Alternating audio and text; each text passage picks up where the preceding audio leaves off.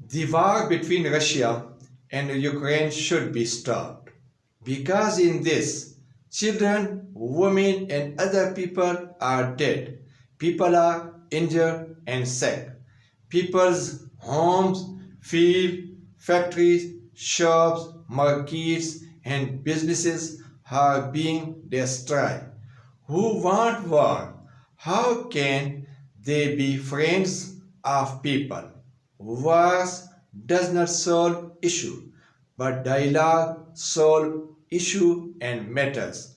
That's why Russia and Ukraine resolve all the issue and matter through dialogue. I have not gone to Russia or Ukraine, but I want that there should be peace in every region of the world.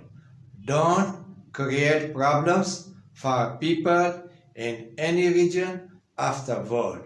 The world is so beautiful with people. Please stop the wars.